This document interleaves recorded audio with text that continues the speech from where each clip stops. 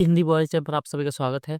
आज हम अपने नए टॉपिक को लेकर आए हैं जिसका नाम है कर व्यवस्था यानी भारतीय कर व्यवस्था। इसके अंतर्गत हम क्या क्या पढ़ेंगे, इंडियन जो टैक्स सिस्टम है वो क्या है, इंडिया में कौन कौन से टैक्स लगाए जाते हैं, टैक्स के कितने प्रकार के होते हैं, कौन कौन से टर्म्स हैं जो PYQ में पूछे जा चुके हैं और कौन कौन से कर व्यवस्था के अंतर्गत टर्म्स आते हैं या शब्दावली आती है उनको हमको पढ़ना होगा। सीधा सा इसी के अंदर हम क्या पढ़ेंगे, GST पढ़ेंगे और GST से संबंधित जितनी भी शब्दावलियां हैं उनको भी हम साथ साथ में पढ़ेंगे।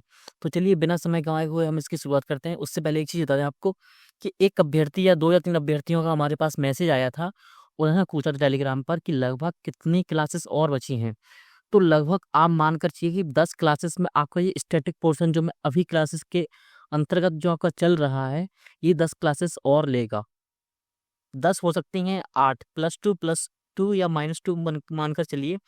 अब लेकिन इस सप्ताह और जो आने वाली क्लासेस हैं उनमें एक बात ध्यान रखिएगा, इसमें थोड़ी हम स्पीड को इंक्रीज़ करेंगे और आपको भी अपनी इसकी स्पीड इंक्रीज़ करनी है। अब आपके पास जो 7 दिन है सप्ताह में, सातों दिन क्लासेस आएँगी, 7वें दिन आपकी PY क्लास आती है, अब 6 दिन आपको क्लासेस मिलेगी। इसमें हम एक काम और क्या करेंगे, वो काम करेंगे हम कि अगर कोई भी टॉपिक है, अगर वो टॉपिक खत्म होने में 2 घंटे भी लेता है, तो हम 2 घंटे की ही क्लास को अपलोड करेंगे, ना कि सिर्फ 1 घंटा उसको पार्ट 2 में बाँट कर दूसरे दिन करेंगे। इससे हुआ क्या, आपका सिलेबस लेट होगा और हम नहीं चाहते कि आपका सिलेबस अच्छे से हो, लेकिन लेट हो। हम चाहते हैं कि आपका सिलेबस अच्छे तरीके से भी हो और जल्दी भी हो, जिससे क्या हो आप PYQ प्रैक्टिस कर सकें, टेस्ट सीरीज़ लगा सकें। यहाँ तक आपका जितना हो गया है, आप इसके टॉपिक वाइज़ टेस्ट दे दीजिए और जिस दिन आपका इकॉनमी खत्म हो, इसका रिवीजन करके, जब मैं बोल दूँ कि हाँ, इतने इसमें आप टेस्ट दे सकते हैं, रिवीजन करके फिर टेस्ट दीजिए। फिर भी अगर आपको कोई डाउट आता है, टेस्ट सीरीज में कुछ नए कॉन्सेप्ट्स आपको मिलते हैं, तो वो कॉन्सेप्ट्स आप कमेंट सेक्शन में डाल सकते हैं। हम 1 या 2 क्लासेस उन कॉन्सेप्ट पर भी बात कर लेंगे। तो चलिए शुरुआत करते हैं। देखिए, सबसे पहले कर संरचना में अगर हम इनकम टैक्स की बात करें, इनकम टैक्स आप सभी जानते होंगे कि आयकर। आयकर क्या है?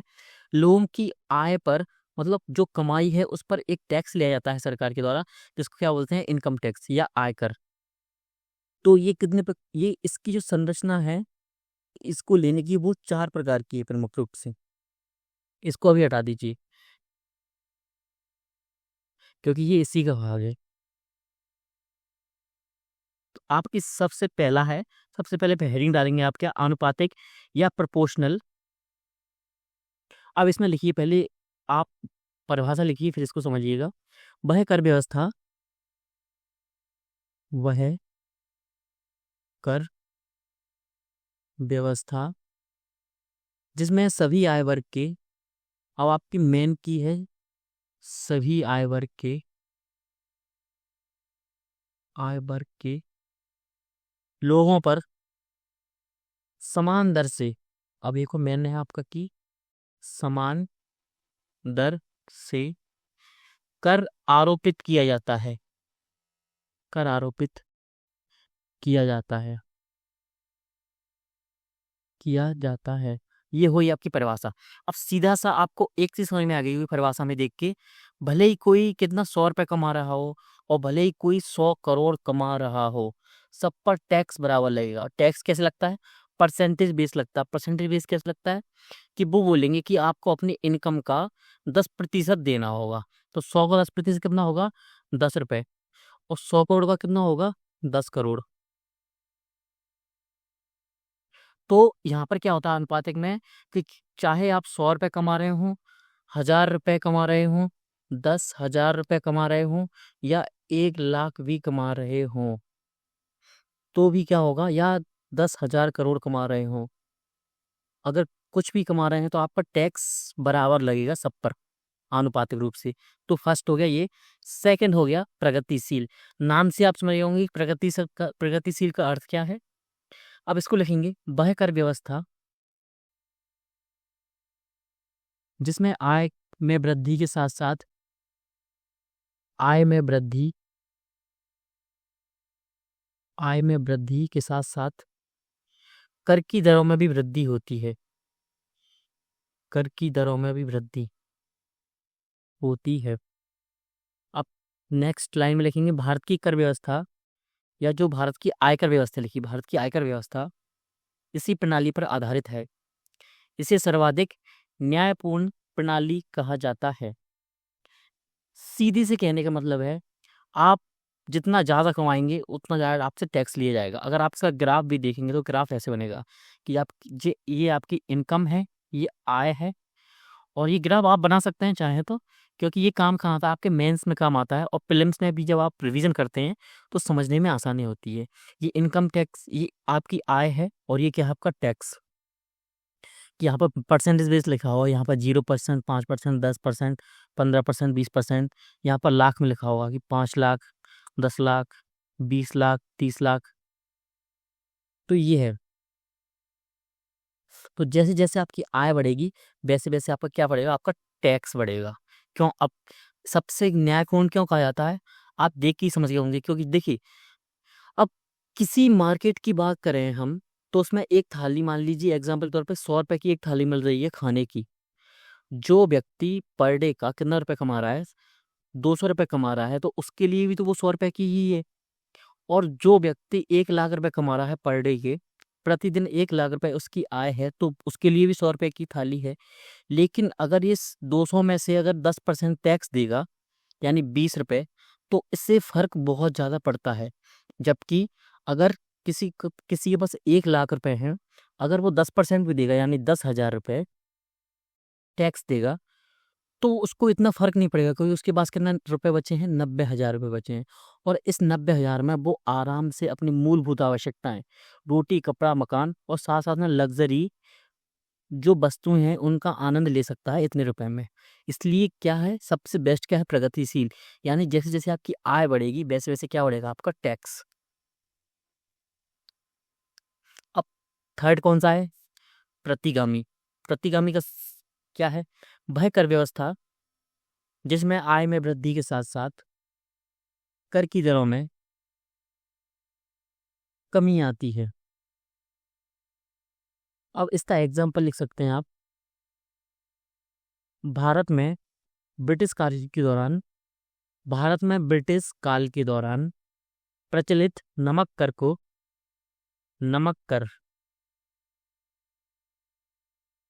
इस पर नमक कर को इस कर प्रणाली का उदाहरण माना जा सकता है। अब इसके साथ आप इंग्लिश वर्ड जरूर लिखेंगे। हो सकता है प्रतिगामी की जगह और कोई शब्द यूज हो जाए प्रीलिम्स में आते समय, और आपका क्वेश्चन गलत हो जाए। यानी यहाँ पर रिग्रेसिव लिखें। और एक और शब्द है आपका डेस्केंडिंग, डेस्केंडिंग। और प्रगतिशील में लिखिए एस्केंडिंग,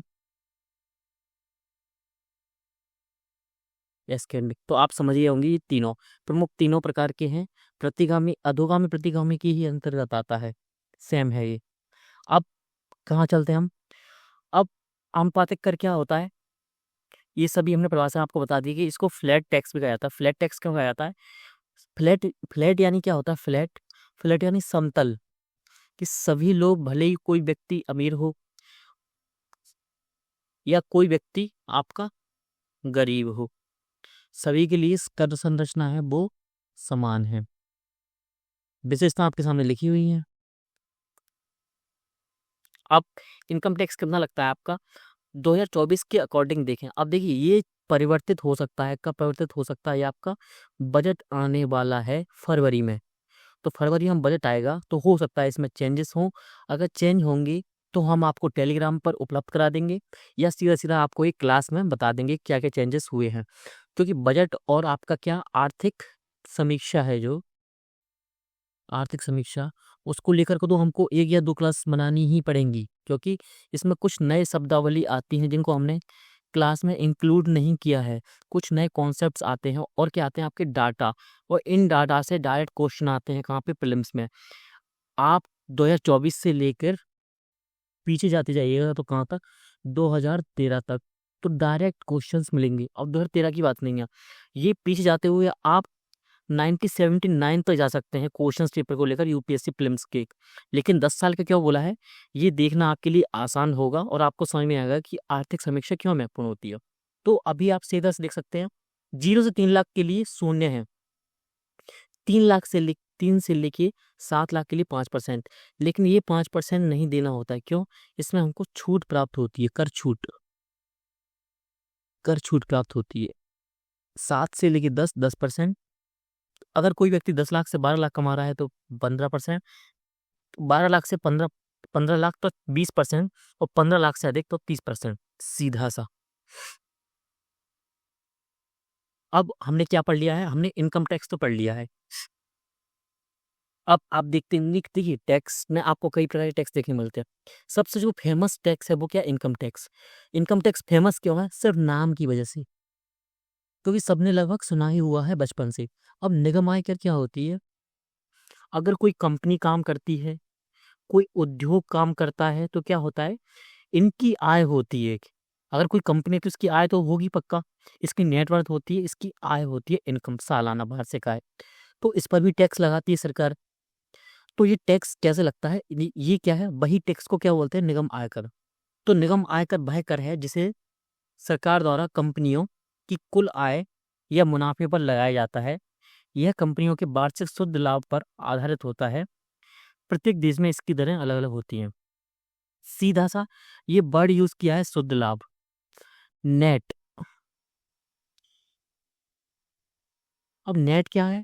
सभी चीजों को घटाकर, यानी कंपनियों का कितनी कॉस्ट आई, कि वस्तु का रॉ मटेरियल कॉस्ट, वो लोगों को जो इन्होंने क्या दी? सैलरी दी, सैलरी को हटाकर जो अलाउंसेस दिए, वो इन्होंने जो एक्स्ट्रा बेनिफिट दिए कंपनी के लोगों को, वो कंपनी में चलने वाली जो मशीनें हैं उनके रख रखाव में जो खर्चा हुआ उसको हटाकर, तो फिर क्या आता है आपका? शुद्ध लाभ।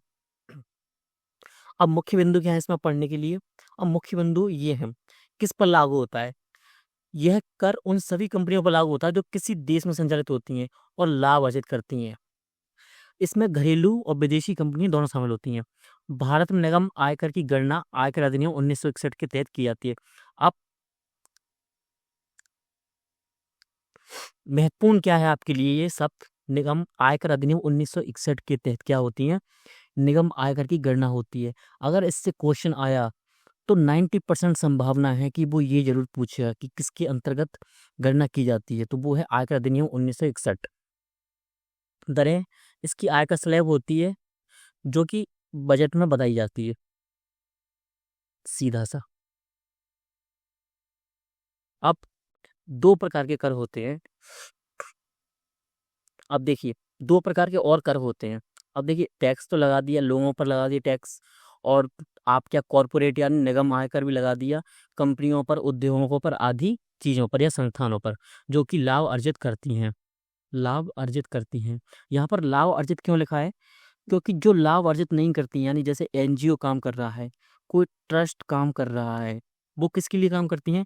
वो कल्याणकारी संस्थान है, यानी वो सिर्फ वो लाभ अर्जन के लिए काम कर ही नहीं रही हैं।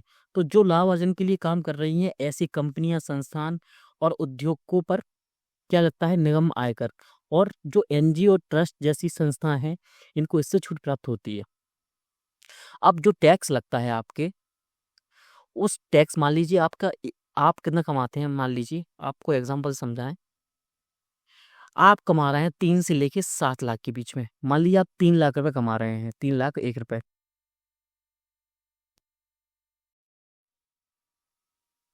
3 लाख रुपए से ऊपर कमा रहे हैं। अब सरकार ने क्या किया? अब दो प्रकार के कर लगते हैं। सबसे पहले ये समझिए, ये जो दो प्रकार के टैक्स आप देखने पा लिए हैं, ये सेस और सरचार्ज।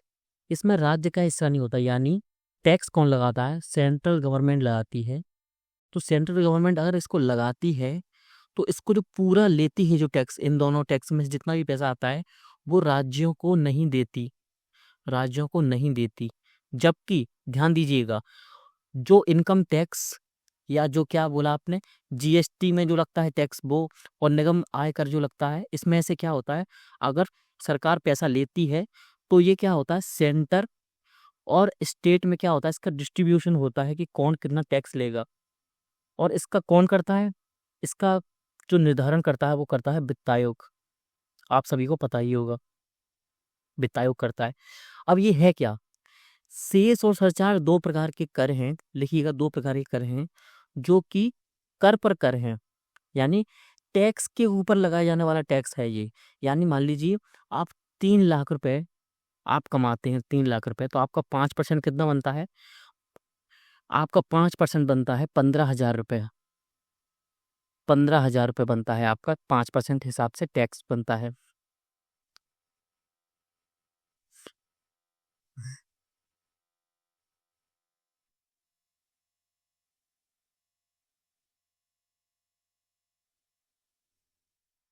अब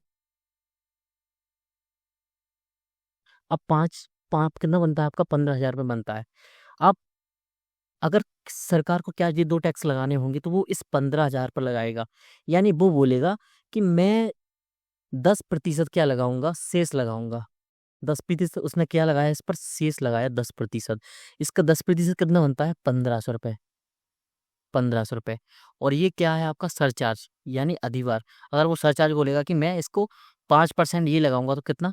750 रुपये ये। तो उसने सेस लगा दिया 10% पर और सरचार्ज लगा दिया कितना? 5%, यानी 750 रुपये। तो ये सीधा आय पर नहीं लगते बल्कि टैक्स पर लगते हैं। यानी इनको क्या हो सकते हैं? कर पर कर। अब ये तीनों शब्दों पर क्या कर लीजिए? डबल इन्वर्टेड कॉमा में इसको बंद कर दीजिए। तो अगर आपको लिखना है इसके सामने परिभाषा के रूप में, तो यह कर कर पर कर हैं, ना कि सीधे या प्रत्यक्ष रूप से आय पर लगाए जाते हैं। और मैंने एग्जाम्पल आपको समझा दिया है कि इनको जो एग्जीक्यूट कैसे किया जाता है इन उपकरणों को लगाने में। अब देखिए, मैंने सबसे जो समझने की चीज़ है वो ये है कि विभाजनीय कर नहीं है, यानी इसमें पूरा जो पैसा होता है वो सेंटर को मिलता है, ना कि राज्य का हिस्सा होता है। अब शेष और इसमें डिफरेंस क्या होता है? अंतर क्या है? तो शेष यानी उपकर, इसको इंग्लिश में याद करें तो अच्छी बात है, क्योंकि इसमें बार बार मैंने देखा है, कई बार इसमें हिंदी में नाम चेंज हुए हैं, कई बार इससे क्वेश्चंस में आए हैं। अब शेष क्या है? विशिष्ट उद्देश्य से लगाए जाते हैं और खर्च भी विशिष्ट उद्देश्य पर किए जाते हैं। यानी सरकार को मान लो लगता है कि क्या स्वास्थ्य में पैसे की ज़रूरत है हमको, और स्वास्थ्य में पैसा कम खर्च हो रहा है बजट का, तो वो क्या बोलेगी कि एक काम करो कि स्वास्थ्य के नाम से सेस लगा दो सभी की इनकम पर। जो सभी इनकम टैक्स है, सभी इनकम टैक्स पर सेस लगा दो। तो सेस लगा दिए, क्या विशिष्ट उद्देश्य मिल गया, और खर्च भी कहाँ होगा? अगर पैसा आया है 1 लाख करोड़ रुपए, तो इसमें से एक भी रुपए ऐसा नहीं होगा जो कि स्वास्थ्य क्षेत्र के बाहर खर्च हो, क्योंकि जो उद्देश्य से इसको इकट्ठा किया है उसी उद्देश्य पर इसको खर्च करना पड़ेगा। अगर मान लीजिए सरकार का लक्ष्य है कि भाई उसको 100 हॉस्पिटल खोलना है, अगर उसके अस्पताल या हॉस्पिटल बन जाते हैं 100, तो वो क्या करेगा? इस शेष को समाप्ति कर देगा। अब सीधा सा दो ही चीजें थी इसमें पढ़ने की। अब सरचार्ज में क्या होता है? सरचार्ज का सीधा सा मतलब होता है ये सामान्य उद्देश्य से लगाए जाते हैं। यानी इसमें ये बताया नहीं जाता कि कौन सा उद्देश्य है, ये सीधा बोल देते हैं कि सरचार्ज लगा दो। इसमें क्या सेक्टर वाइज बता देगा कि शिक्षा स्वास्थ्य से संबंधित एक हम सरचार्ज लगा रहे हैं। जबकि इसमें क्या, इसमें विशिष्ट उद्देश्य बनाया जाता है कि अगर हम शिक्षा में भी शेष लगा रहे हैं तो शिक्षा में हम क्या क्या करेंगे, यानी उद्देश्य विशिष्ट और स्पेसिफिक बताया जाता है। और खर्च भी ये मर्जी से कर सकते हैं कि कब करना है, कितना करना है, ये इनकी मर्जी है। तो यही डिफरेंस है क्या? शेष ये विशिष्ट उद्देश्य से लिए जाते हैं, खर्च किए जाते हैं, लक्ष्य प्राप्ति पर समाप्ति कर दी जाती है।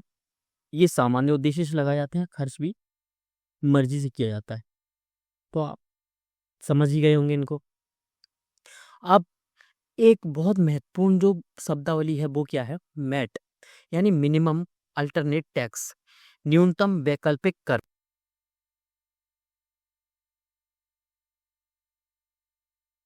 अब ये क्या है? एक ऐसा कर प्रावधान है जो कंपनियों पर लागू होता है जो भारी मुनाफा कमाने के बावजूद विभिन्न छूटों और प्रोत्साहनों के कारण बहुत कम या शून्य कर का भुगतान करती हैं। इससे यह सुनिश्चित करने के लिए लागू किया गया है कि सभी लाभकारी कंपनियां सरकार को न्यूनतम कर अवश्य चुकाएं। अब देखिए एक एग्जाम्पल समझते हैं, अगर समझ में ना आया हो। मान लीजिए मेरी एक कंपनी है, इसमें कई सारे काम होते हैं। मान लीजिए ब्रेड की कंपनी है, मैं ब्रेड बनाता हूँ। मेरी जो इनकम है वो भले ही 10 लाख से ऊपर है, 10 लाख या 20 लाख, कुछ ही मान लीजिए, अब 1 करोड़ है। लेकिन मैंने बहुत सी जो स्कीम्स हैं सरकार की, उनके अंतर्गत क्या किया, या मैंने क्या किया, अपने परिवार के सदस्य लोगों को क्या किया, इसमें इंगेज कर लिया, यानी इसी में सम्मिलित कर लिया, इसको सदस्य बना लिया, उनको सैलरी बेसिस पर रख लिया। यानी सीधा से क्या मतलब है, 10 लाख रुपए मेरी जो आय है, मैं क्या करूँगा, मैं बोलूँगा कि मैंने एक मैनेजर रखा है जो कि कागजी कार्यवाही में होता है, कि मैं डॉक्यूमेंट्स में दिखा दूंगा कि मेरे पास एक मैनेजर है, और वो मैनेजर होगा कौन, मेरे परिवार का या मेरे संबंधी कोई भी व्यक्ति होगा। मैं बोल दूंगा कि मैं उसको 1 लाख रुपए पर मंथ सैलरी दे रहा हूँ, तो मेरी सैलरी कितनी जाएगी, 12 लाख। अब जो आय आ रही थी आपकी 10 लाख रुपए, आप सीधा आपको कोई बाहर वाला व्यक्ति देखेगा तो वो बोलेगा आपकी फाइल देखकर कि आपको तो -2 लाख घाटे में आप चल रहे हैं।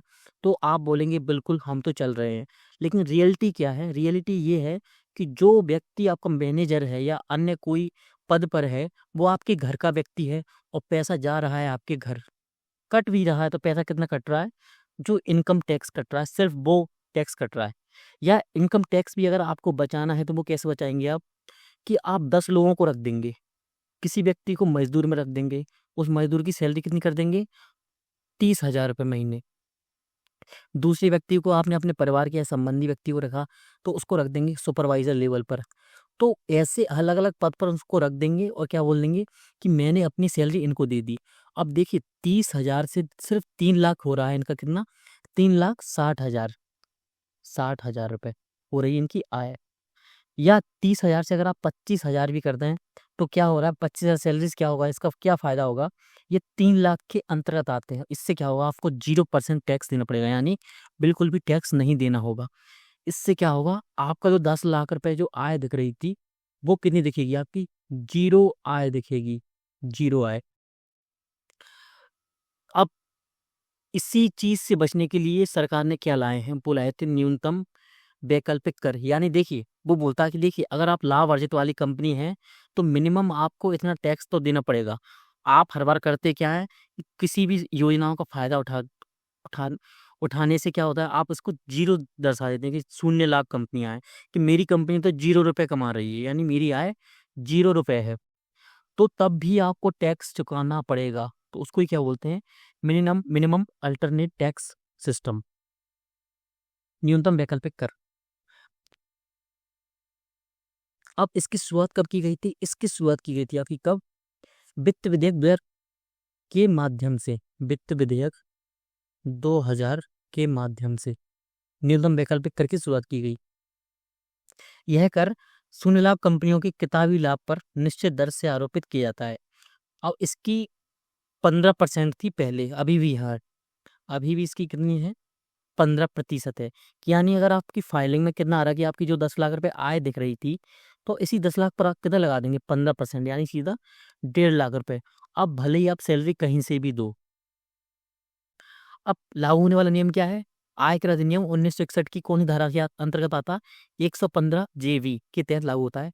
अब ये थोड़ा महत्वपूर्ण है, तो इसको अच्छे से लिखिएगा। किस पर लागू होता है, ये केवल कंपनियों पर लागू होता है, व्यक्तियों, साझेदारी फर्म, जो पार्टनरशिप में फर्म चलते हैं उन पर नहीं, LLPs पर लागू नहीं। MAT की दर क्या होती है, यानी मिनिमम अल्टरनेट टैक्स, यानी न्यूनतम वैकल्पिक दर की रेट क्या है, 15%, मैंने आपको अभी बताई। इसके अतिरिक्त अधिभार सरचार्ज और सेस भी लागू होता है इस टैक्स पर। बुक प्रॉफिट क्या है, बुक प्रॉफिट मैंने आपको अभी बताया एग्जाम्पल के तौर पे, वह लाभ है जिसे कंपनी अपनी बैलेंस शीट में दिखाती है, जो अकाउंटिंग स्टैंडर्ड के अनुसार तैयार होता है। यानी वही किताब, कि इस किताब में मैं बताता हूँ कि मेरा कितना खर्चा आया और मेरी आय कितनी हो रही है, कितनी आय हो रही, तो उसी को क्या बोलते हैं, बैलेंस शीट, कि कितना मेरा खर्चा और कितनी आय, कितना लाभ।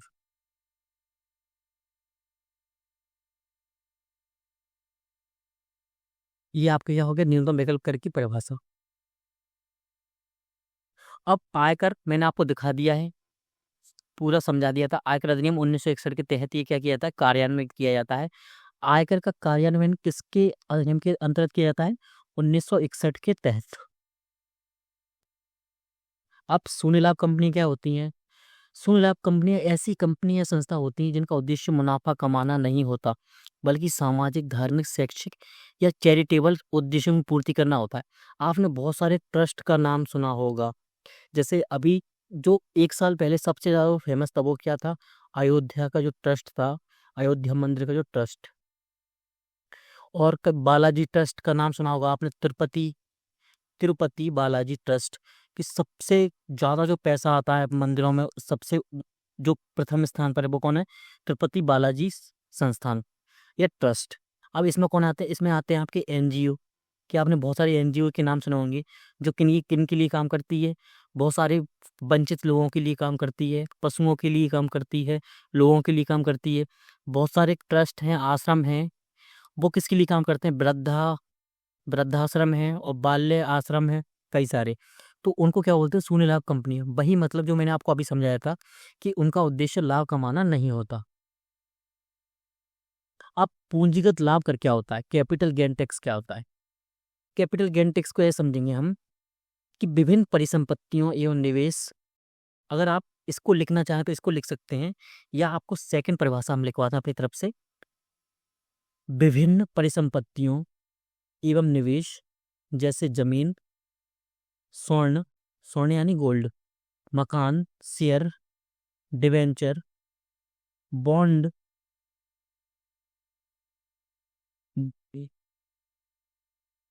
एवं मूल्यवान वस्तुएं तथा पुरातन पुरातन वस्तुएं इत्यादि की विक्रय से होने वाले लाभ पर केंद्र सरकार द्वारा लगाया जाने वाला प्रत्यक्ष कर पूंजीगत लाभ पर कर कहलाता है। यानी अगर आपके पास क्या है, कोई महंगी वस्तु है, यानी आपके पास 1 किलो सोना है, तो इस पर आपका क्या लगेगा? टैक्स लगेगा। अगर आपके पास क्या है, कोई परिसंपत्ति, क्या कोई हवेली है पुरानी, बहुत पुरानी है, जैसे मान लीजिए वो 1 करोड़ रुपए की है, तो उस पर भी टैक्स लगेगा। यानी परिसंपत्ति, आपने दो वर्ड सुने होंगे, एक है परिसंपत्ति, एसेट। परिसंपत्ति का सीधा मतलब क्या होता है? परिसंपत्ति का मतलब होता है,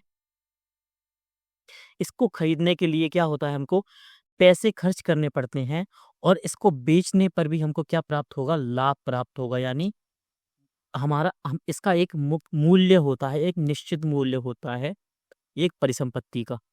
परिसंपत्ति कई प्रकार की हो सकती है, जैसे एग्जाम्पल के तौर पर मकान, दुकान, आपकी बाइक है, आपके पास जो भी ऑफिस है आपका, आपका लैपटॉप है, आपका मोबाइल है, ये आपकी क्या है? परिसंपत्ति, एसेट है। यानी एसेट जब भी आप बेचेंगे तो आपको क्या मिलेगा? पैसा मिलेगा।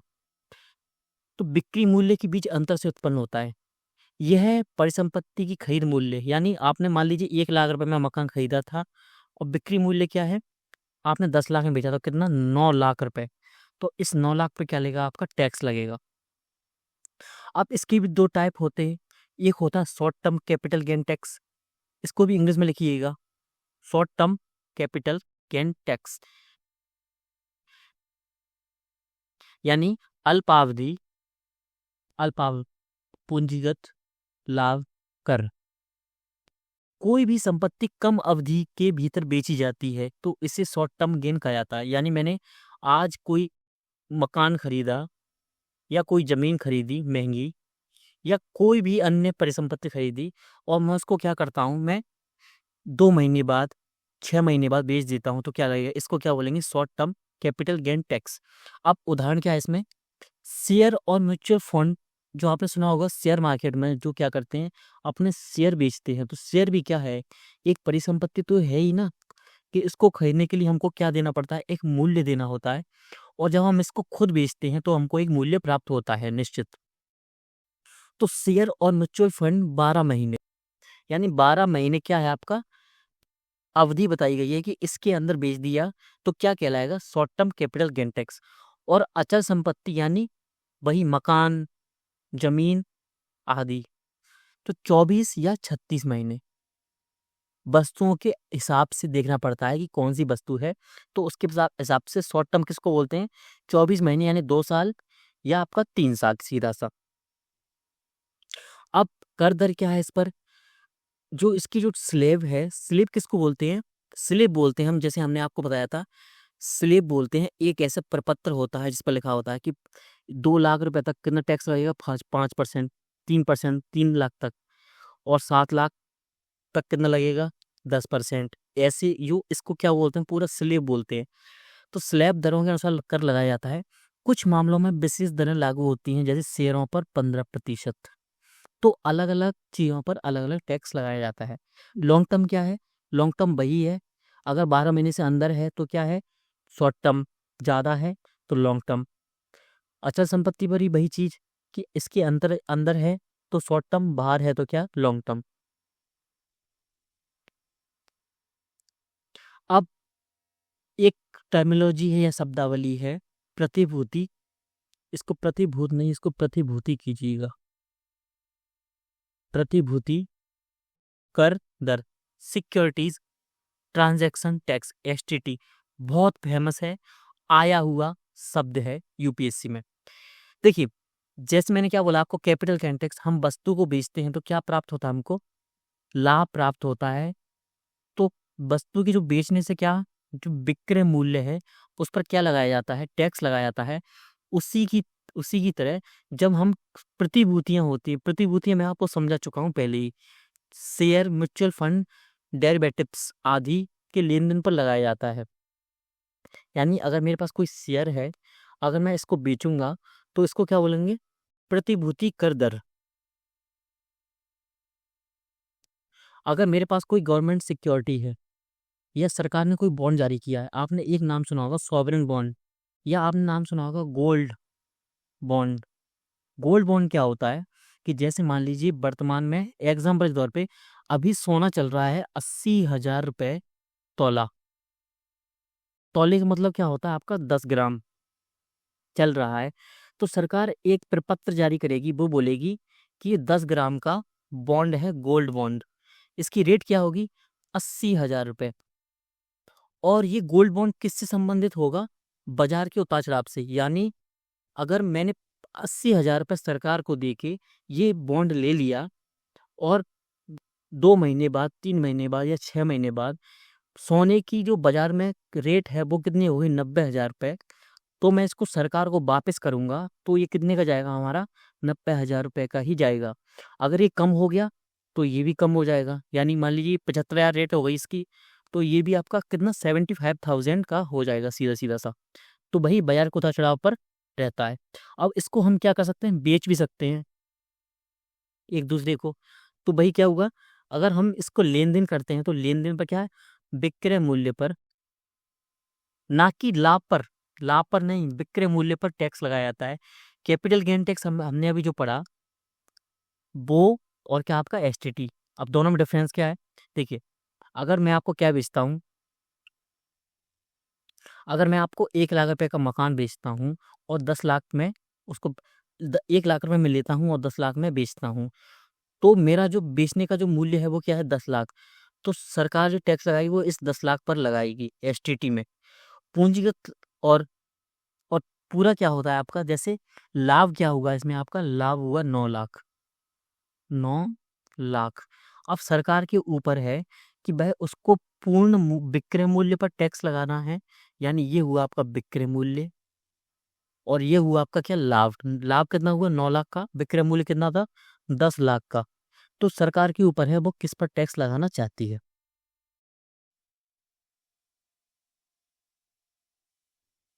अब वस्तु सौदा कर क्या है, बस यह एक प्रत्यक्ष कर है, कमोडिटी डेरिवेटिव्स की व्यापार पर लगाया जाता है। इससे वित्तीय लेन देन की पारदर्शिता सुनिश्चित करने और सट्टा व्यापार को हतोत्साहित करने के उद्देश्य से लागू किया गया था। अब एक टर्म है या शब्दावली है, कमोडिटी डेरिवेटिव्स। अब ये कब पढ़ेंगे हम, इसको पढ़ेंगे हम शेयर मार्केट में। अगर अभी हम इसको पढ़ेंगे तो क्या होगा, ये क्लास एक अलग क्लास में जाएगी। कैसे, ये क्लास एक अलग क्लास है, यानी शेयर मार्केट जब हम पढ़ते हैं तो ये अलग ही क्लास होगी शेयर मार्केट की एक। यानी आपकी जो टैक्स वाला सिस्टम चल रहा है ये टॉपिक, तो एक दूसरा टॉपिक ही है क्या, शेयर मार्केट, यानी आपका वित्तीय क्षेत्र। तो वित्तीय क्षेत्र में पढ़ेंगे, अभी सिर्फ आप इसको लिख लीजिए। जब हम शेयर मार्केट पढ़ेंगे या वित्तीय क्षेत्र पढ़ेंगे तब आपको इसको अच्छे समझने में आसानी होगी। अब उपहार कर क्या है, गिफ्ट टैक्स। गिफ्ट टैक्स किसके अंतर्गत आता है, आयकर अधिनियम 1961 के तहत, कि 50,000 रुपए से अगर कम कोई 50,000 से कम का कोई टैक्स देता है तो क्या होता है, उस पर टैक्स नहीं लगता। लेकिन अगर कोई व्यक्ति 50,000 रुपए से ज़्यादा का गिफ्ट देता है किसी भी व्यक्ति को, तो उस पर एक टैक्स दिया जाता है, वो क्या है? Gift tax. अब आपके मन में हाल की हाल एक डाउट आना चाहिए, एक क्वेश्चन आना चाहिए कि सर, मैंने तो देखा कि शादियों में 15-20 लाख या 30-30, 40-40 लाख की कार गिफ्ट की जाती हैं। अन्य चीजें जैसे घर का सामान ही की बात करें तो हो सकता है 5-7 लाख का तो क्या हो, आपका घर का सामान हो, जिसमें सोफा सेट, आपका डबल बेड, पलंग आदि जो भी चीजें हैं, कूलर, एसी, सब कुछ, वॉशिंग मशीन, सब कुछ, यानी सीधा सीधा क्या बोलते हैं इसको? दहेज बोलते हैं, दिया जाता है। तो क्या उस पर टैक्स कटता है? और मैं आप बोलेंगे मन ही मन कि मैंने तो कहीं पर नहीं देखा कि इस पर टैक्स कटा है। तो मैं बोलूंगा उस पर टैक्स नहीं लगता। क्यों नहीं लगता?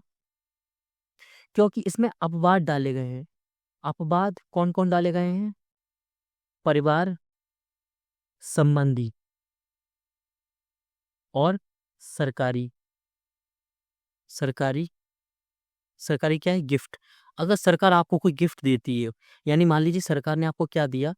सरकार ने आपको कार गिफ्ट दी। अगर आप सिविल सर्विस में हैं, आपने कोई अच्छा कार्य किया, तो सरकार ने खुश होकर अगर आपको कार गिफ्ट की, तो उस पर उपहार कर नहीं लगेगा।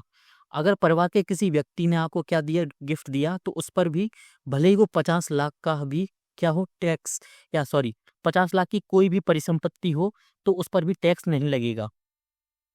कोई संबंधी आपका, इससे संबंधी में क्या है? निकटतम संबंधी, यानी क्लोजेस्ट रिलेशन हो आपका, क्लोज रिलेशन होना चाहिए।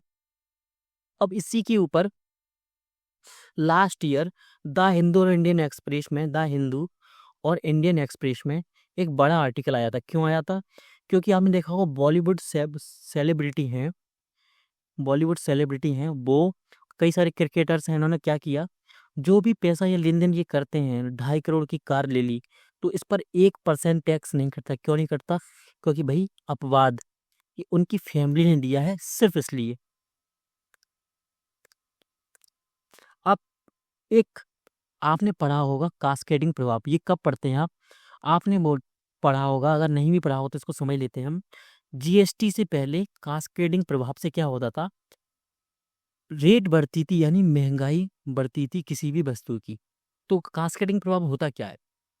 का अर्थ है कर पर कर लगना। यह तब होता है जब किसी वस्तु या सेवा पर कर लगाया जाता है और उसी कर योग्य मूल्य में वह पहले से लगे हुए कर को भी शामिल कर लिया जाता है। सीधा सा, अगर वो समझ में भी नहीं आया हो, सीधा सा समझिए कैसे। मान लीजिए मैंने क्या किया, एक रॉ मटेरियल लिया, किसके लिए? मैंने आटा लिया, अपनी ब्रेड का पैकेट, मेरी ब्रेड की फैक्ट्री है, मैंने इसके लिए आटा लिया। अब आटे पर मैंने कितना भी, मान लीजिए एग्जाम्पल के तौर पे, कि मैंने 10% टैक्स चुका दिया, यानी जो 100 रुपये का आटा था, तो मैंने इसको कितने दिया? 110 रुपये। अब यहाँ पर मैंने इसकी ब्रेड बनाई आटे से, तो इसको मैंने जब इसको बाजार में बेचा, तब भी सरकार इस पर टैक्स लगाएगी। यानी 110 रुपये में, यानी मान लीजिए इसको 150 में बेचता हूँ 40 रुपये लाभ के लिए, तो इस पर भी क्या लगा देगी वो? 10%, यानी 15 रुपये और जोड़ देगी, 165। यानी टैक्स टैक्स सिर्फ 10% लगाने की बोल रही है सरकार, लेकिन इस पर लग कितना गया? सीधा सीधा सा 10 रुपये पहले लग गया था, 15 रुपये अब लग गया, यानी 25 रुपये लग गया। और लगना कितना चाहिए था आपका? सीधा से लगना था आपका 16.5 रुपये। सिर्फ इतना पैसा लगना था आपका टैक्स में, लेकिन लग कितने गया अपना? 25 रुपये। तो ये क्या होता था? बार बार क्या होता? टैक्सेशन होता था। ब्रेड का पैकेट छोटा सा उदाहरण है। इसको अगर हम बड़े में देखें, कि अगर कोई भी पैकेजिंग हो रही है किसी भी चीज़ की, तो वो कैसे चेंज हो रही है सीधे सीधे से। अगर कोई वस्तु 4 या 5 चीज़ों से गुजर रही है, यानी पहले ये फैक्ट्री में आई, इस फैक्ट्री से फिर इस फैक्ट्री में आई, इस फैक्ट्री से फिर दूसरी फैक्ट्री में गई, तो हर बार टैक्स लगता जाएगा 10% रूप से। और आखिरी में होगा क्या? इसकी जो मूल्य वृद्धि है वो अत्यधिक हो जाएगी, मूल्य वृद्धि। तो इसको क्या बोलते हैं? कास्केडिंग प्रभाव। आशा है कि आप बहुत अच्छी तरीके से इसको समझे होंगे एग्जाम्पल के तौर पे। अब इनपुट टैक्स क्रेडिट क्या होता है? इसका सीधा सा मतलब होता है, इसको देखिए हम जीएसटी में पढ़ेंगे, अभी हम पहले जीएसटी पढ़ लेते हैं। GST, goods and service tax. अब संविधान का कौन सा है? 366 12 और ए के अनुसार वस्तु एवं सेवा कर का अर्थ मानवीय उपभोग के लिए अल्कोहल के अतिरिक्त सभी वस्तुओं और सेवाओं की आपूर्ति पर लगाया जाने वाला अप्रत्यक्ष कर है। यानी जो वस्तुओं का हम उपभोग करते हैं, उपभोग का मतलब सीधा से ये नहीं होता कि हम क्या कर रहे हैं, इनको ग्रहण कर रहे हैं भोजन के रूप में। उपभोग का मतलब ये भी होता है कि हम उन चीजों का उपयोग कर रहे हैं, यानी वाहन, गाड़ियां, मकान, हर चीज, इस पर क्या लगता है, जीएसटी। यानी वस्तुएं और सेवाएं। अब सेवाएं क्या होती हैं, सर्विस। सर्विस मैं आपको समझा चुका हूं, तो इस पर भी क्या लगता है, जीएसटी लगता है। तो जीएसटी लगता है तो इसका मतलब ये तो नहीं कि हम इसका क्या कर रहे हैं, हम इसको भोजन के रूप में ले रहे हैं। अगर कोई व्यक्ति मेरी फैक्ट्री में काम कर रहा है तो क्या सेवा पर कर लगेगा, बिल्कुल कर लगेगा। तो क्या है, वस्तुओं और सेवाओं की आपूर्ति पर लगाया जाने वाला अप्रत्यक्ष कर है। अप्रत्यक्ष क्यों लगता है कि इनकम टैक्स है वो क्या है, प्रत्यक्ष कर। टैक्स दो प्रकार के होते हैं, प्रत्यक्ष कर और अप्रत्यक्ष कर। प्रत्यक्ष कर में क्या आता है कि वो सरकार आपकी आय देखती है, आपकी आय कितनी है, 10 लाख रुपए है, और वो क्या बोल दे कि 10% मुझको दे दो इसमें से, सीधा सा। इनडायरेक्ट टैक्स क्या होता है, वस्तुओं पर लगता हुआ, यानी सरकार बोलती किससे है, फैक्ट्री वाले से, कि मुझे इस वस्तु पर क्या देना, लेना है, टैक्स लेना है। तो वो क्या बोल देगा कि हाँ ले लो, कोई दिक्कत नहीं है। अब वो इसको यहाँ पर भेज देगा, कहाँ पर, रिटेलर शॉप पर। शॉप से किसी व्यक्ति ने लिया, लेकिन आखिरी में पैसा चुका कौन रहा है, ये जो उपभोग कर रहा है वस्तु का, वो। इसी को क्या बोलते हैं, करापात और कराघात। कराघात। अब करापात और कराघात में अंतर क्या होता है, इसको अभी थोड़ी देर बाद हम समझेंगे।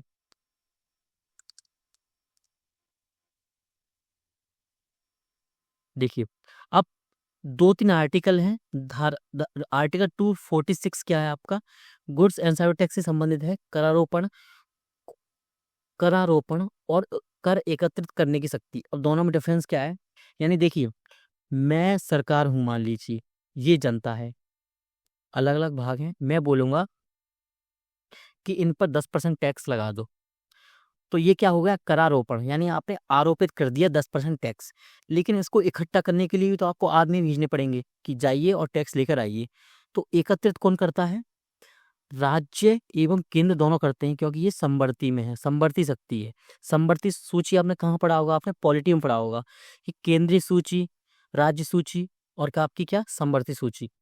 संविधान का 101वां संविधान संशोधन हुआ था, 2016 में जोड़ा गया था। जीएसटी के लागू होने का आधार प्रदान किया किसने, 246A ने। और 269A क्या है, अगर संपत्ति हस्तांतरण होता है, ट्रांसफर ऑफ प्रॉपर्टी से संबंधित कराधान के मामलों से जुड़ी है। यह धारा या आर्टिकल विशेष रूप से अधिग्रहण और विलय से संबंधित वित्तीय लेन देन पर लागू होती है, सीधा सा। अब इसमें समझने की चीज क्या है और याद करने की चीज क्या है, याद करने की चीज है अंतर्राज्यीय व्यापार। इसको लिख सकते हैं आप, जो मैं बोल रहा हूँ लिखते जाइए। इस अनुच्छेद के अंतर्गत आर्टिकल 269A, इस अनुच्छेद के अंतर्गत अंतर्राज्यीय व्यापार एवं आयातित वस्तुओं पर कर लगाने की शक्ति केंद्र सरकार के पास हो। इस प्रकार एकत्रित कर जीएसटी परिषद की अनुशंसा के आधार पर केंद्र राज्य के बीच बांटा जा सकेगा। इस प्रयोजन के लिए केंद्र सरकार आईजीएसटी, क्या आपका, आईजीएसटी, यानी एकीकृत जीएसटी, इंटीग्रेटेड, इसको इंग्लिश में भी लिख सकते हैं और हिंदी में भी लिख सकते हैं। इंटीग्रेटेड यानी एकीकृत जीएसटी लगा सकेगी। अब नेक्स्ट चलते हैं हम। अब क्या है, थ्रेशोल्ड सीमा। थ्रेशोल्ड सीमा होती क्या है, सीधा सा आप अब इसको समझेंगे। थ्रेशोल्ड सीमा क्या है, एक विशिष्ट सीमा या मानक होता है। थ्रेशोल्ड सीमा सीधा क्या होता है कि इस सीमा के ऊपर पहुंचने पर किसी विशिष्ट नियम या कर का पालन करना अनिवार्य होता है। मान लीजिए मेरी एक फैक्ट्री है ब्रेड बनाने की, तो थ्रेशोल्ड सीमा मेरे राज्य में क्या है, 10 लाख रुपए है।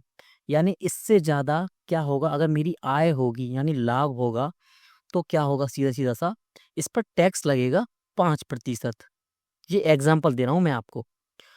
अब जो 10 लाख रुपए इसने बताया, तो यही क्या है, इसी को बोलते हैं थ्रेशोल्ड सीमा। थ्रेशोल्ड सीमा। अब इसी थ्रेशोल्ड सीमा का यूज कब किया जाता था? जब मैंने आपको पंचवर्षीय योजनाएं पढ़ाई, तो 1991 से पहले क्या होता था, किसी भी उद्योग को खोलने के लिए क्या चाहिए होता था हमको, क्या, लाइसेंस। और लाइसेंस लेते वक्त हमको किन चीज़ों को ध्यान देना पड़ता था? वो बोलती थी कि आप लिमिट का ध्यान देंगे, यानी सीमा का। उसको थ्रेशोल्ड सीमा भी बोलते थे।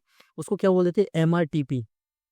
एमआरटीपी, अगर मैं सही याद कर पा रहा हूँ तो एमआरटीपी ये क्या थी कि मान लीजिए मैं आप ये फैक्ट्री खोलने गया, तो उस वो बोलेगा कि आप अपनी फैक्ट्री 2 करोड़ से ज़्यादा की नहीं खोल सकते, यानी 2 करोड़ के अगर 1 रुपए भी ज़्यादा हो गया, तो हम आपकी फैक्ट्री को बंद कर सकते हैं।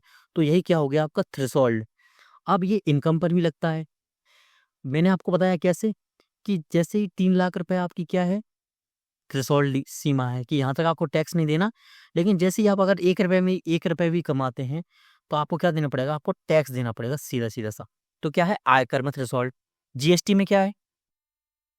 वही, कि अगर मैं कोई कंपनी चला रहा हूँ या सेवा प्रदान करना हो, यानी मेरी अमेज़न कंपनी है, या मेरी क्या है, ज़ोमैटो कंपनी है, या एग्ज़ाम्पल माने उबर। उबर और ओला, आपने नाम सुना होगा। रैपिडो, रैपिडो का नाम सुना होगा। ये क्या करती हैं? ये परिवहन, ट्रांसपोर्टेशन सिस्टम वाला क्या है आपका, कंपनियाँ हैं। तो क्या है, ये सर्विस देती हैं और वस्तुएँ कौन प्रदान करता है? जैसे अमेज़न है, या अन्य कोई भी कंपनी का नाम ले लीजिए, यानी जैसे जियो है, जियो मार्ट। तो अगर मेरी कंपनी 40 लाख से ज़्यादा की हो गई, तो क्या है, ये लिमिट है 40 लाख की। किसी-किसी राज्य में क्या है, 20 लाख, सीधा-सा। तो एक थ्रेशोल्ड सीमा होती है जिसके नीचे व्यवसायियों को जीएसटी रजिस्ट्रेशन की आवश्यकता नहीं होती। यानी सीधा-सा कहने का मतलब है, एक सीमा होती है, उसको बोलते क्या है, थ्रेशोल्ड। अब ये अपने-अपने नियम है कि इसके ऊपर हमको क्या करना क्या है। तो इसने बोला जीएसटी में कि अगर कोई कंपनी एग्ज़ाम्पल तौर पे 40 लाख से कम की है, तो उसको जीएसटी में रजिस्ट्रेशन करवाना अनिवार्य नहीं होगा, अनिवार्य नहीं है। यानी वो नहीं भी करवाएगा जीएसटी रजिस्ट्रेशन, तो क्या है, उसकी कंपनी पर कोई भी दिक्कत नहीं आएगी। लेकिन अगर कोई भी कंपनी 40 लाख रुपए से ज़्यादा की है, तो उसको जीएसटी रजिस्ट्रेशन करवाना पड़ेगा।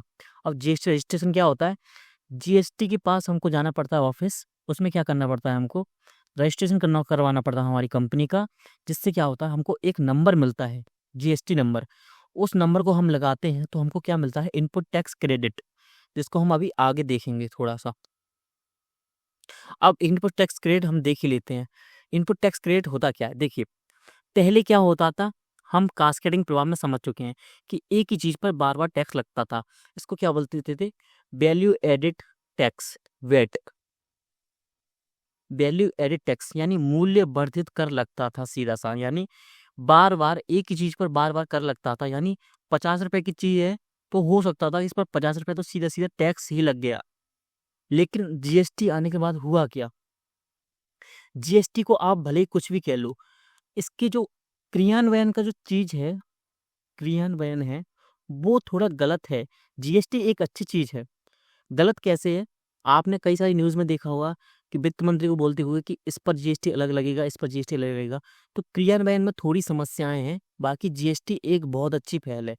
अच्छी पहल हम इस पर मान सकते हैं, सीधा-सीधा सा, अगर आप देखें, तो जीएसटी लाने की जो सिफ़ारिश किसने की थी? आप वर्तमान में बीजेपी सरकार को देखते हैं कि बीजेपी सरकार क्या करती है, वो बोलती है जीएसटी अच्छी चीज़ है, और जो विपक्ष की जो भी पार्टियां हैं वो क्या बोलती हैं, जीएसटी एक अच्छी चीज़ नहीं है, इसने क्या किया है, देश को डुबो दिया है। ये बोलते हैं राजनीतिक विचारक, विचारक नहीं, सीधा जो पार्टी से संबंधित लोग हैं वो। लेकिन इसको वित्त मंत्री ने क्या किया, लागू करने की घोषणा कब की? 2006 में। तब सरकार किसकी थी? कांग्रेस की। यानी कांग्रेस ने भी इसको सपोर्ट किया, यानी जो भी सरकार में रहा उसने इसको सपोर्ट किया। इसको शुरुआत किसने दी? 1999 में और मैं किसने दी? जीएसटी का सर्वप्रथम विचार किसके मन में आया? वो आया था अटल बिहारी वाजपेयी जी के। मैंने आपको तभी बताया था कि जो अटल बिहारी वाजपेयी थे, एक लंबे विजन का, एक लंबा उद्देश्य लिए हुए कि देश को कैसे ले जाना है, उस पर आधारित थे, यानी अटल थे, सीधा सा बोलें तो। जीएसटी को लागू करने का विचार सबसे पहले किसके मन में आया? अटल बिहारी वाजपेयी के मन में। अब इसके लिए इन्होंने क्या किया था? एक समिति का गठन किया था, उसका नाम क्या था? असीम असीम दास गुप्ता समिति का गठन किया। और फिर क्या हुआ? 2005 में विजय केलकर समिति, आपने नाम सुना होगा, मैंने पहले ही बताया था कि आप बार बार नाम सुनेंगे इस समिति का। विजय केलकर समिति ने क्या बोला कि भारत में जीएसटी लागू करने का सुझाव दिया कि भारत में लागू किया जाना चाहिए जीएसटी। अब इसको बाद में देखेंगे, ये तो रहा था उसका इतिहास। अब इनपुट टैक्स क्रेडिट क्या होता है? कास्केडिंग प्रभाव हमने देख लिया। इनपुट टैक्स क्रेडिट क्या होता है कि मान लीजिए, इधर लिखा हुआ, आपको एग्जाम्पल से समझा देते हैं। देखिए एग्जाम्पल ये दिया हुआ आपका सीधा सा। अब एक व्यवसाय का वर्णन है। मान लीजिए एक व्यापारी है, वो एक बैग बनाता है, मान लीजिए स्कूल बैग बनाता है, बनाने का काम करता है। बैग बनाने के लिए वो कच्चा माल लेता है। कच्चा माल क्या लेगा? वो कपड़ा लेगा और अन्य सामान, जैसे उसमें चेन लगी रहती है, चेन, जिप बोलते हैं उसको, खरीदता है। लेन देन का विवरण क्या है कि जो व्यापारी है, कच्चा माल कितने खरीदा उसने? 1 लाख रुपए का कच्चा माल खरीदा उसने। उस पर जीएसटी कितना लगा? 18%, यानी 18,000 रुपए। अब उसका कुल भुगतान कितना होगा? यानी जब वो व्यापारी रॉ मटेरियल यानी कच्चा माल लेने जाएगा तो उसको कितना रुपए देना पड़ेगा? 1,18,000 रुपए। अब उसने क्या बनाया? उसने बैग बना लिया अपनी फैक्ट्री में। अब बिक्री की उसने, क्या की बिक्री? तो एक ने बैग बनाकर कितने में बेचा? 1.5 लाख रुपए में इस बैग को बेच दिया। 1,18,000 उसका खर्च हुआ था, 1.5 लाख में उसने बेच दिया। उस पर भी क्या लगा? 18% जीएसटी लगाया गया, यानी 27,000 रुपए। तो टोटल उसका कितना बैग कितने का हो गया? 1,77,000। 1,77,000 का हो गया, क्या हो गया? वो बैग। अब एक बैग आपको थोड़ा अजीब लग रहा होगा, तो आप मान सकते हैं कि मान लीजिए 100 बैग हैं या 1000 बैग, तो 1000 बैग मान के चलिए, उनकी रेट आप बराबर मान सकते हैं। अब इनपुट टैक्स क्रेडिट क्या होता है? सरकार को 70% जीएसटी देना है ए को, लेकिन उसने पहले ही कच्चे माल पर 18% जीएसटी चुकाया है, तो होगा क्या? व्यापारी ई केवल 27,000 माइनस 18,000। क्यों 18,000 रुपये क्यों हटाए जाएंगे इसमें से? क्योंकि 18,000 रुपये पहले ही व्यापारी रॉ मटेरियल पर दे चुका है, सीधा सीधा सा। तो 18,000 वापस होंगे। वापस कौन करेगा? उसके पास एक जीएसटी नंबर होगा। जब ज़्यादा पैसों का लेन देन होता है या बड़ी बड़ी फैक्ट्रीज होती हैं, बड़ी बड़ी कंपनीज होती हैं, तो जब भी लेन देन होता है, आयात निर्यात होता है, तो वह हमेशा ऑनलाइन सिस्टम होता है उसका। और अगर कागजी कार्यवाही भी हो रही है, तो उसमें लिखा होता है एक जीएसटीआईएन नंबर। आप जब भी ऑनलाइन यूज़ करते हो, ऑनलाइन पोर्टल सेवाएं, तो उसमें लिख कर आता है कि आपके पास जीएसटी नंबर है। तो आपने बार बार यही चीज़ की होगी, आपने उसमें मना कर दिया क्योंकि आपके पास है ही नहीं। मैंने आपको बताया था कि जीएसटी पंजीकरण, बताया था आपको अभी कि जीएसटी पंजीकरण क्या होता है? एक थ्रेशोल्ड सीमा होती है जिसके अंतर्गत, जिससे नीचे वाले लोगों को जरूरत नहीं होती, लेकिन ज़्यादा आय होती है तो उनको जरूर होती है जीएसटी पंजीकरण की। अगर हम पंजीकरण करवाते हैं तो हमको क्या मिलता है? एक नंबर मिलता है जीएसटी का। तो जीएसटी क्या, जब हम उसको नंबर को ऐड कर देंगे तो होगा क्या? जो पहले वाली स्लिप है, क्योंकि वो क्या है, ऑनलाइन पोर्टल पर पहले से फिट है वहां पर, कि इसने उसको पता है, कम जो जीएसटी को पता है, जीएसटी जो पोर्टल है उसको पता है कि इसने 18,000 रुपये पहले ही क्या दे दिया है? टैक्स दे दिया है, जीएसटी दे दी है, और अब 27,000 रुपये ये दे रहा है। तो ये क्या करेगा? इस 27 में से 18 को घटा देगा, यानी सीधा सीधा 9,000 रुपये का ही भुगतान देना पड़ेगा। यानी चीज सिर्फ कितने की होगी? 1,50,000 में कितना जोड़ दो आप? सीधा सीधा सा आप जोड़ दो, सीधा सा 9,000 रुपये और जोड़ दो सीधा, तो आप समझ होंगे 1,59,000 रुपये। अब यही चीज अगर हम जीएसटी से पहले की बात करते तो क्या होता कि 27,000 भी जुड़ते और 18,000 भी जुड़ते, यानी जो रुपए आपको क्या मिले हैं, वापस मिले हैं, इसको ही क्या बोलते हैं, इनपुट टैक्स क्रेडिट। ऐसी व्यवस्था है जिसमें कोई व्यक्ति जो जीएसटी का भुगतान करता है अपनी खरीदी गई वस्तुओं और सेवाओं पर चुकाए गए जीएसटी को उस जीएसटी में समायोजित कर सकता है, जो वह अपनी बिक्री पर सरकार को देना है। इससे सरल शब्दों में टैक्स पर टैक्स को खत्म करने की एक प्रणाली के रूप में समझा जा सकता है। ये एग्जाम्पल मैंने आपको अच्छे से समझाया, एक बार और देख लेते हैं अगर आपको समझ में ना आया हो। सीधा सा देखिए, एक व्यक्ति मान लीजिए एक बाइक बनाता है, बाइक को मान के चलिए, बाइक को बनाता है, उसके लिए जो रॉ मटेरियल लाता है, कच्चा माल लाता है, वो आता है आपका 1 लाख रुपए का। लेकिन जब मटेरियल लेने गया तो सरकार आ गई बीच में कि एक काम करो, पहले अपना टैक्स तो निकाल दो, बाद में अपना काम करना। सीधा सा, और वर्तमान में यही स्थिति है देश में कि आप कुछ भी कीजिए, टैक्स लेने पहले आ जाती है सरकार। अब 1 लाख रुपए में 18,000 क्या हो गई आपकी जीएसटी, यानी मैं जो लेने गया था तो मुझे कितने रुपए देने पड़े, 1,18,000 रुपए, 18,000 रुपए देने पड़े।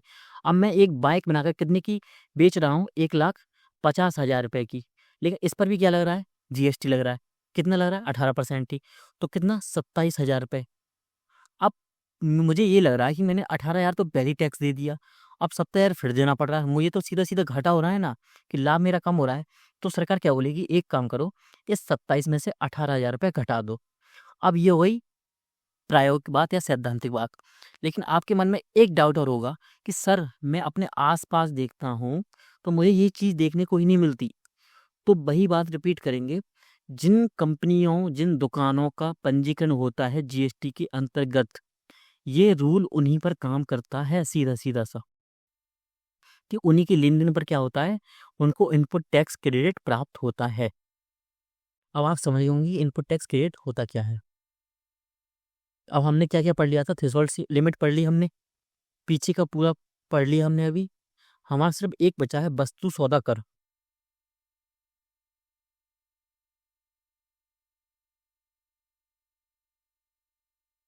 अभी हमारे एक शब्दावली और बची होगी, 1 मिनट उसको देखते हैं हम।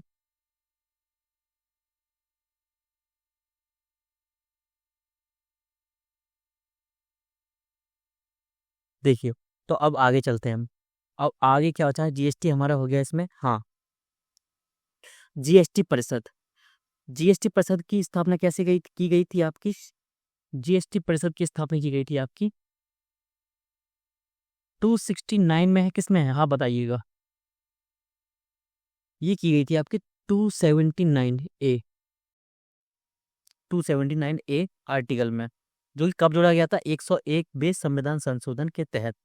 अब ये है क्या, परिषद। देखिए, अगर हम कोई भी नया सिस्टम लाते हैं तो उसके लिए हमको क्या करना पड़ता है, मैनेजमेंट करना पड़ता है। तो उसी मैनेजमेंट के लिए हम एक नया संस्थान बोल सकते हैं आप, क्या लाए, एक परिषद लाए, उसको क्या बोलते हैं, जीएसटी परिषद। अब क्या करता है, ये नीतियों का, दरों, स्लेब क्या होगी जीएसटी की, उसका निर्धारण कौन करता है, जीएसटी परिषद करता है। यह परिषद केंद्र एवं राज्य सरकारों के बीच समन्वय स्थापित करती है। सीधा सीधा सा, अच्छी अच्छी बात नहीं है वो तो सीधा। जीएसटी परिषद के कुल सदस्य कितने होते हैं, 33 होते हैं। वित्त मंत्री कौन होता है इसका, ये गलत लिखा है, चेयरमैन है यहाँ पर, अच्छे लिखिए इसको, चेयरमैन होते हैं। अन्य संबंधित मंत्रालयों के मंत्री जैसे वाणिज्य और उद्योग मंत्री, राजस्व मंत्री, राज्य सरकारों से भी क्या होते हैं, उनके प्रतिनिधि आते हैं, यानी वित्त मंत्री। राज्य सरकारों के वित्त मंत्री जो होते हैं वो भी इसमें सम्मिलित होते हैं, इन 33 सदस्यों में, सीधा सा अपने। विशेषज्ञ सदस्य भी होते हैं, जैसे इसमें क्या, तकनीकी और प्रशासनिक मुद्दों पर परामर्श के लिए विशिष्ट सदस्य होते हैं, कि जिनको इकोनॉमी की, जीएसटी की बहुत अच्छी नॉलेज है, उनको पता है कि देश का टैक्स सिस्टम कैसा रखना चाहिए, तो कैसे टैक्स सिस्टम सही तरीके से काम करेगा वैसे। अब देखिए, हमने बात कर ली परिषद की। जीएसटी परिषद का नाम जीएसटी परिषद क्यों है, क्योंकि जीएसटी से संबंधित है, सीधा सा, आप इसको देख सकते हैं एक बार खुद से ही। इसमें समझने की कोई ज्यादा चीज नहीं है। समझने की चीज क्या है, 33 सदस्य होते हैं, कौन कौन होते हैं इसमें, केंद्र सरकार के भी लोग होते हैं, खुद वित्त मंत्री होते हैं, अन्य मंत्रालयों के मंत्री भी होते हैं, और राज्य सरकारों के भी मंत्री होते हैं। जीएसटी परिषद का निर्णय प्रक्रिया क्या होती है, देखिए, 33 सदस्य तो हैं, लेकिन हो सकता है अब इसमें जब हम कोई फैसले पर निर्णय लेंगे तो निर्णय होगा कैसे, तो वोटिंग प्रणाली होती है, केंद्र सरकार के पास कुल वोट का 1%, 1/3% होता है, यानी लोग कम है इनके पास, क्योंकि देखिए सीधा सीधा सा 28 तो आपके पास राज्य ही है ना, 28 आपके पास राज्य हैं, बाकी के केंद्र शासित प्रदेश हैं जहाँ पर आपकी क्या है, विधानसभा है, बाकी क्या है आपके 33 सदस्यों में से कम ही बचे। तो हर एक से एक व्यक्ति भी आएगा तो होगा क्या कि सीधा सीधा बहुमत, वैसे सीधा हम प्रत्यक्ष रूप से देखें तो बहुमत किसका है, राज्यों का, लेकिन इसने क्या बोला है कि 1/3 हिस्सा किसका होगा, केंद्र सरकार का, यानी टोटल वोट का कितना परसेंटेज, 1/3, 1/3 भाग किसका है, केंद्र सरकार का, इसको आप याद रखिएगा, 1/3 केंद्र का, बाकी का 2/3 हिस्सा किसका है, राज्यों का। जब तक 75% वोट का समर्थन नहीं मिलता तब तक निर्णय नहीं लिया जाएगा। ये याद करने की चीज है आपके लिए सीधा सा। अब एक और कॉन्सेप्ट है, ये क्या है, national anti profiteering authority, national anti profiteering authority, NAPA। ये क्या है, एक संस्थान है। उद्देश्य क्या है, उद्देश्य वही है, GST के तहत व्यापारियों द्वारा उपभोक्ताओं को मिलने वाली लाभों का उचित वितरण, यानी GST अच्छे से काम कर रहा है या नहीं, तो इसकी जिम्मेदारी किसे सौंपी गई है, NAPA को सौंपी गई है। ये आया हुआ क्वेश्चन है किसमें, मेंस में भी, UPSC में, और आपके प्रीलिम्स में भी। अब इनपुट टैक्स क्रेडिट सही पहुंच रहा है या नहीं, यानी किसी ने GSTIN नंबर भरा भी और उसको इनपुट टैक्स क्रेडिट नहीं पहुंचा तो वो किसके पास जाएगा, तो वो जाएगा आपके NAPA के पास। अब ये जो संस्था है इसका अध्यक्ष कौन होता है, एक वरिष्ठ स्तर का व्यक्ति होता है, 62 वर्ष इसकी लिमिट है, 62 वर्ष से ज्यादा का नहीं होना चाहिए। और मान लीजिए अगर GST से संबंधित कोई राशि बचती है, कोई एक्स्ट्रा राशि आती है, यानी इनपुट टैक्स क्रेडिट देने के लिए पैसा रखा हुआ है, लेकिन इनपुट टैक्स क्रेडिट लेने वाला व्यक्ति किसी भी कारण उस इनपुट टैक्स क्रेडिट को नहीं ले पा रहा है, तो इस राशि का क्या करेंगे, तो उस पैसे को हम कहाँ जमा करेंगे, उपभोक्ता कल्याण कोष में जमा करेंगे। तो याद करने की चीज क्या है, ये अध्यक्ष कौन है और ये किसके लिए स्थापना की गई है, इसकी स्थापना की गई है कि GST के तहत उपभोक्ता और व्यापारी तक जो सेवाएं प्राप्त हो रही हैं सही तरीके से या नहीं। अब एक टर्मिनोलॉजी या कॉन्सेप्ट है मनी मल्टीप्लायर, इसको हम एक एग्जांपल के तौर पे समझते हैं। मानिए SBI बैंक है, मैं लोन लेने गया SBI के पास, मैंने इससे क्या लिया, 1 लाख रुपए का लोन लिया। मार्केट में पैसा कितना आया, 1 लाख रुपए जो मेरे पास है। मैं इस 1 लाख को 10 भागों में बांटता हूँ, 10-10 हजार से, हो गया। अब इस 10 हजार को मैं क्या देता हूँ, लोन दूंगा अन्य लोगों को खुद से। इसमें मैं कितना परसेंटेज ब्याज दूंगा, 3%, और मैं इनसे कितना लूंगा, 6%। अब क्या होगा, जो मार्केट में 1 लाख रुपए ये था, वो 1 लाख रुपए कितने में बन रहा है कि 1 लाख यूज मैं भी कर रहा हूँ और ये लोग भी कर रहे हैं, यानी रुपए 1 लाख ही है, लेकिन मेरा भी फायदा हो रहा है और इनका भी फायदा हो रहा है, यानी 1 लाख रुपए सीधा सीधा अदृश्य रूप से, यानी इनविजिबल रूप से 2 लाख रुपए बन चुके हैं। इसी को क्या बोलते हैं, मनी मल्टीप्लायर। ये रियलिटी में नहीं होता, लेकिन काम करता है अप्रत्यक्ष रूप से, सीधा सीधा सा। ये क्या है, केंद्रीय बैंक द्वारा दी गई मूलधन के 1 यूनिट द्वारा कुल मनी सप्लाई कितनी बढ़ती है। इसे इस प्रकार समझते हैं, जब देखिए एग्जांपल देख लीजिए, सामने लिखा हुआ है आपके, एक बैंक किसी व्यक्ति को लोन देता है तो उस लोन की राशि को बैंक में जमा करवा दी जाती है, जिससे बैंक का जो ऋणदाता है अधिक पैसा उधार देने के लिए तैयार होता है। इस प्रक्रिया द्वारा छोटे से प्रारंभिक धन का बहुत बड़ा प्रभाव पूरे अर्थव्यवस्था पर पड़ता है। वही मैंने जो आपको अभी समझाया। अब इनपुट टैक्स क्रेडिट हमने समझ लिया है। अब 279 मैंने आपको बता दिया किस संबंधित है, GST परिषद से संबंधित है। अब GST पंजीकरण क्या होता है, इसको भी समझ लें। पंजीकरण वही होता है, हमको ऑफिस जाना पड़ेगा, GST ऑफिस। हम बोलेंगे कि हमारी कंपनी को, संस्थान को या दुकान को उसका पंजीकरण कराना है हमको, कैसे, GST में। तो उसके बाद हमको क्या मिलेगा, एक 15 अंकों का GSTIN नंबर मिलेगा। तो जब भी मैं अपना क्या करूंगा, आयात करूंगा, निर्यात करूंगा, किसी चीज को क्रय करूंगा, विक्रय करूंगा, बाय करूंगा, सेल करूंगा, तो क्या होगा, मैं उस नंबर का यूज करूंगा, जिससे मुझे क्या मिलेगा, इनपुट टैक्स क्रेडिट मिलेगा मुझे ये। अब नेक्स्ट क्या है, ई वे बिल, जीएसटी से ही संबंधित है। ई वे बिल क्या है, एक इलेक्ट्रॉनिक दस्तावेज है जो किसी राज्य के भीतर या एक राज्य से दूसरे राज्य में माल के परिवहन के लिए आवश्यक है। यानी अगर मान लीजिए मैं कोई ट्रांसपोर्टेशन का काम करता हूँ, तो मेरा जो हर एक ट्रक है, तो उसमें जो भी माल होगा, तो उस माल की मैं या जो भी वस्तुएं होंगी, उसका मैं जो विवरण है वो किसको दूंगा, जीएसटी काउंसिल को। या सीधे सीधे काउंसिल को नहीं, मैं एक बिल ले लूंगा, मुझे एक बिल मिलेगा, उसमें मुझे को पहले दर्शाना पड़ेगा कि मैं किसका परिवहन करता हूँ।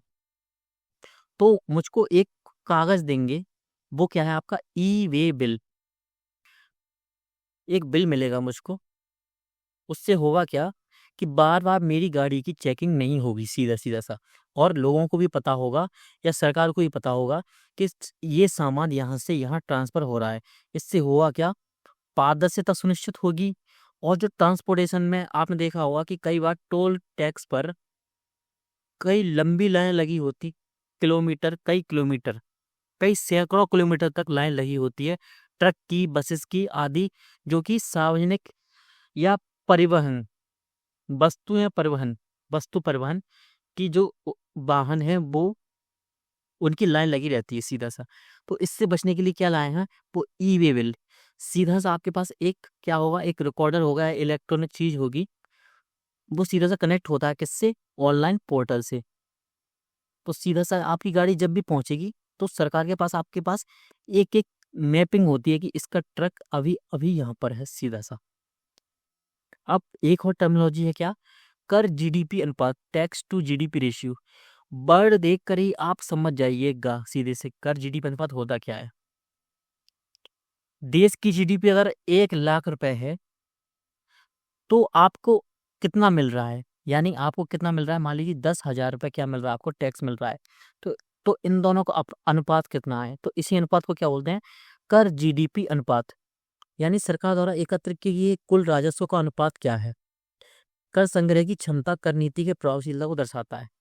सीधा सा, कर जीडीपी अनुपात अच्छा कब चलेगा, जब टैक्स का अनुपात अच्छा होगा, किसके मुकाबले, जीडीपी के मुकाबले। अगर टैक्स बहुत कम आ रहा है जीडीपी की तुलना में, कि 1 लाख रुपए जीडीपी है लेकिन टैक्स आ रहा है सिर्फ 100 रुपए, तो ये स्थिति क्या है, कर जीडीपी अनुपात नेगेटिव चल रहा है, सीधा सा। अब ये हमारा टैक्सेशन जो टॉपिक है खत्म हो गया है। इससे रिलेटेड कुछ अन्य शब्दावलियां हैं, उनको हम कब खत्म करेंगे, जब हम सभी टॉपिक्स को समझ लेंगे। इसमें भी एक टर्मिनोलॉजी हमको बची हुई है, जैसे कि आपको पता है वस्तु, कमोडिटी, डेरिवेटिव्स, वो बचा हुआ है, उसको हम कब पढ़ेंगे, सबसे लास्ट में, जब हम हमारे सभी टॉपिक्स खत्म हो जाएंगे। तो हमारी लास्ट 8 से 12 क्लासेस बची हुई हैं। इसके बाद हम 3-4 क्लासेस में उनको कंप्लीट कर लेंगे। इससे क्या होगा, हमारी पूरी इकॉनमी खत्म हो जाएगी, सीधा सीधा सा। अगर बाद में कुछ बचता भी है, तो हम समय समय पर 5-7 दिन में एक एक क्लास उसको डालकर इसको कंप्लीट कर सकते हैं। अब इसमें हमारी गारंटी है कि प्रीलिम्स के लिए आपकी 100% तैयारी हो रही है, हो जाएगी 100%। तो ठीक है, आप सभी का बहुत बहुत धन्यवाद। हम मिलते हैं आपसे अगली क्लास में एक नए टॉपिक के साथ।